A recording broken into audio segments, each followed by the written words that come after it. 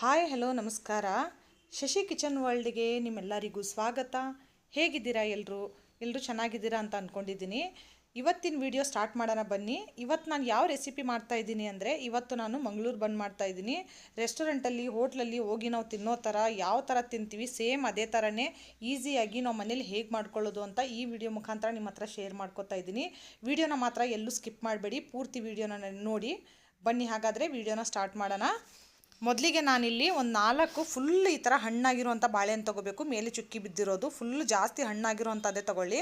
ನಾನು 4 ಬಾಳೆಹಣ್ಣು ತೊಗೊಂಡಿದ್ದೀನಿ, ಯಾಕಂದರೆ ಜಾಸ್ತಿ ಕ್ವಾಂಟಿಟಿಲಿ ಮಾಡ್ತಾಯಿದ್ದೀನಿ ಅಂದ್ಬಿಟ್ಟು. ನೀವು ಸ್ವಲ್ಪ 2 ಬಾಳೆಹಣ್ಣು ಅಂದರೆ ಒಂದು 4 ಜನರಿಗೆ ಆಗೋ ಅಷ್ಟು ಅಂದರೆ 2 ಬಾಳೆಹಣ್ಣಲ್ಲಿ ಮಾಡ್ಕೋಬೋದು. ಮೊದಲಿಗೆ ಒಂದು ಬೌಲಲ್ಲಿ ನಾನು ಈ ಥರ ಬಾಳೆಹಣ್ಣು ಕಟ್ ಮಾಡಿಕೊಂಡು ಹಾಕೋತಾ ಇದ್ದೀನಿ. ಎಲ್ಲ ಬಾಳೆಹಣ್ಣು ಸೇಮ್ ಇದೇ ಥರನೇ ಹಾಕೊಂಬಿಡಿ. ನೋಡಿ ಈ ಥರ ಮಾಡ್ಕೊಂಬಿಡಿ. ನಾವು ಹಬ್ಬ ಹರಿದಿನ ಬಂದಾಗ ಬಾಳೆಹಣ್ಣೆಲ್ಲ ಜಾಸ್ತಿ ತೊಗೊಂಬಂದಿರ್ತೀವಿ. ಆ ಟೈಮಲ್ಲಿ ಈ ಥರ ಹಣ್ಣಾದರೆ ತಿನ್ನೋಕ್ಕಾಗಲ್ಲ, ಆಮೇಲೆ ಬಿಸಾಕ್ಬಿಡ್ತೀವಿ ಇಷ್ಟೊಂದು ಬಾಳೆಹಣ್ಣು ಏನು ಮಾಡೋದು ಅಂತ. ಈ ಥರ ಮಂಗಳೂರು ಬನ್ ಮಾಡ್ಕೊಳ್ಳಿ, ತುಂಬ ಇಷ್ಟಪಡ್ತಾರೆ ಮಕ್ಕಳು ಕೂಡ. ಇವಾಗ ಬನ್ನಿ ಇದನ್ನು ಕ್ರಷ್ ಮಾಡ್ಕೊಂಬಿಡೋಣ, ಫುಲ್ಲು ಸ್ಮ್ಯಾಶ್ ಮಾಡ್ಕೊಂಬಿಡೋಣ. ಇದನ್ನು ಪೂರ್ತಿ ಸಾಫ್ಟ್ ಆಗಬೇಕು ಬಾಳೆಹಣ್ಣು. ಮಿಕ್ಸಿಗೆಲ್ಲ ಹಾಕೊಳ್ಳೋಕೆ ಹೋಗಬೇಡಿ, ಈ ಥರ ಫೋಕ್ ಸಹಾಯದಿಂದನೇ ಸ್ಮ್ಯಾಶ್ ಮಾಡ್ಕೊಳ್ಳಿ. ನೋಡಿ ಫೋಕ್ ಸಹಾಯದಿಂದ ಮಾಡಿದ್ರೆ ಬೇಗನೆ ಸ್ಮ್ಯಾಶ್ ಆಗಿಬಿಡುತ್ತೆ. ನೋಡಿ ಈ ಥರ ಸ್ಮ್ಯಾಶ್ ಮಾಡ್ಕೊಂಡಿದ್ದೀನಿ. ಇವಾಗ ಈ ಬಾಳೆಹಣ್ಣು ಸ್ಮ್ಯಾಶ್ ಆಗಿರುವಂಥದ್ದನ್ನು ಪಕ್ಕಕ್ಕೆ ಎತ್ತಿಟ್ಕೊಂಡು ಇವಾಗ ಒಂದು ಬುಟ್ಟಿಗೆ ನಾನು ಜರಡಿ ಹಿಡ್ಕೊತಾ ಇದ್ದೀನಿ ಮೈದಾ ಹಿಟ್ಟನ್ನ. ನೋಡಿ ನಾನಿಲ್ಲಿ 1/2 kg ಕ್ವಾಂಟಿಟಿಲಿ ಮಾಡ್ಕೊತಾ ಇದ್ದೀನಿ. 1/2 kg ಮೈದಾ ಹಿಟ್ಟನ್ನ ಇವಾಗ ಜರಡಿ ಹಿಡ್ಕೊಂಬಿಡೋಣ. ಯಾಕಂದರೆ ಅದ್ರ ಒಳಗಡೆ ಕಸ ಕಡ್ಡಿ ಏನಾದರೂ ಇದ್ದರೂ ಕೂಡ ನಾವು ಶೋಧಿಸ್ಕೊಂಡ್ಬಿಟ್ರೆ ಕ್ಲಿಯರಾಗಿ ಹೋಗ್ಬಿಡುತ್ತೆ. ಇಲ್ಲಾಂದರೆ ಒಂದೊಂದು ಸಲ ಹಿಟ್ಟು ಗಲೀಜಿರುತ್ತಲ್ಲ, ಎಲ್ಲ ಹಿಟ್ಟು ಒಳಗಡೆ ಹಾಗೆ ಉಳ್ಕೊಂಡ್ಬಿಡುತ್ತೆ. ಯಾವುದೇ ಕಾರಣಕ್ಕೂ ಒಂದು ಸರ್ತಿ ಹಿಟ್ಟು ಶೋಧಿಸ್ಕೊಳ್ದೆ ಮಾಡೋಕ್ಕೆ ಹೋಗಬೇಡಿ. ಇವಾಗ ನೋಡಿ ಹಿಟ್ಟು ಜರಡಿ ಹಿಡ್ದಿದ್ದಾಯಿತು. ಇವಾಗ ಉಪ್ಪನ್ನು ಸೇರಿಸ್ಕೊತಾ ಇದ್ದೀನಿ. ಜೀರಿಗೆ ಒಂದು ಅರ್ಧ ಟೀ ಸ್ಪೂನಷ್ಟು ಹಾಕ್ಕೊಂಡಿದ್ದೀನಿ.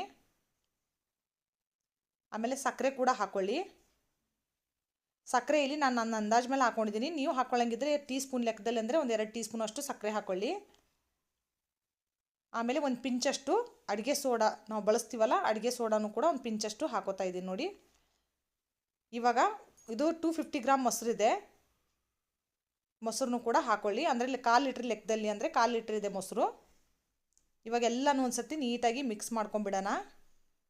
ನಾನಿಲ್ಲಿ ನೀರನ್ನ ಬಳಸ್ತಾ ಇಲ್ಲ ಫ್ರೆಂಡ್ಸ್. ಪರ್ಫೆಕ್ಟಾಗಿರುವಂಥದ್ದನ್ನು ಎಲ್ಲ ಪರ್ಫೆಕ್ಟಾಗಿ ಅಳತೆಲಿಂದ ತೊಗೊಂಡ್ರೆ ನೀರಿನ ಅವಶ್ಯಕತೆನೇ ಇಲ್ಲಿರಲ್ಲ. ಇವಾಗ ಸ್ಮ್ಯಾಶ್ ಮಾಡಿ ಇಟ್ಕೊಂಡಿರುವಂಥ ಬಾಳೆಹಣ್ಣು ಕೂಡ ಸೇರಿಸ್ಕೊಂಬಿಡೋಣ. ನೋಡಿ ಎಲ್ಲ ಬಾಳೆಹಣ್ಣು ಕೂಡ ಸೇರಿಸ್ಕೊಂಡಿದ್ದಾಯಿತು. ಇವಾಗ ಸಾಫ್ಟಾಗಿ ಹಿಟ್ಟನ್ನ ಕಲಿಸ್ಕೊಂಬಿಡಿ.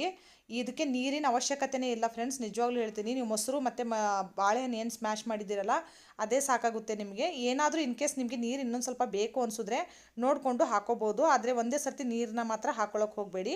ನೋಡಿ ನಾನು ಒಂಚೂರು ಕೂಡ ನೀರನ್ನ ಯೂಸ್ ಮಾಡಿಲ್ಲ, ಸಾಫ್ಟಾಗಿರುವಂಥ ಹಿಟ್ಟು ರೆಡಿಯಾಗಿದೆ.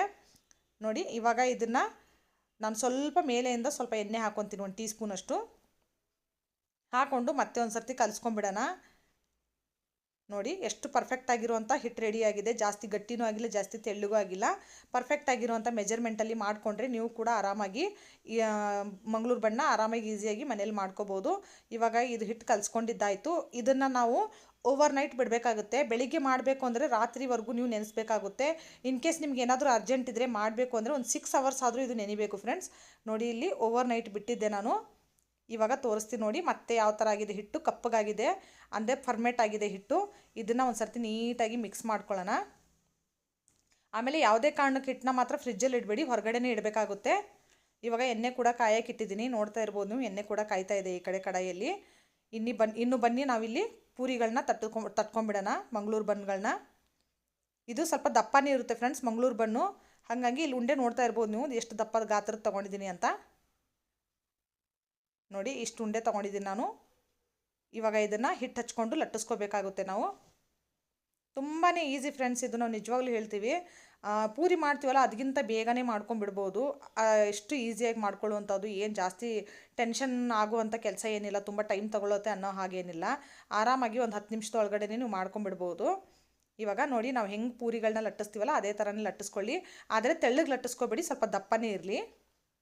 ಯಾಕಂದರೆ ಬನ್ ಮಾಡ್ತಾಯಿದ್ದೀವಿ ಅಂದಮೇಲೆ ಬನ್ ಥರನೇ ಇರಬೇಕು, ಸ್ವಲ್ಪ ದಪ್ಪನೇ ಇರಬೇಕು. ಅದಕ್ಕೆ ಫುಲ್ಲು ನೀವು ತೆಳ್ಳಗೆ ಚಪಾತಿ ಥರ ಎಲ್ಲ ಲಟ್ಟಿಸ್ಕೊಳ್ಳೋಕೆ ಹೋಗಬೇಡಿ. ನೋಡಿ ಇವಾಗ ನಾನು ಲಟ್ಟಿಸ್ಕೊಂಡಿದ್ದೀನಲ್ಲ, ಈ ಥರ ಲಟ್ಟಿಸ್ಕೊಂಡ್ರೆ ಸಾಕು. ನೋಡಿ ಈ ಸೈಜಲ್ಲಿ ಲಟ್ಟಿಸ್ಕೊಂಡಿದ್ದೀನಿ. ಇವಾಗ ಎಣ್ಣೆ ಬಿಸಿಯಾಗಿದೆಯೇ, ಇವಾಗ ಪೂರಿನ ಹಾಕ್ಕೊಂಬಿಡೋಣ ಬನ್ನಿ. ನಿಧಾನಕ್ಕೆ ಹಾಕ್ಕೊಳ್ಳಿ.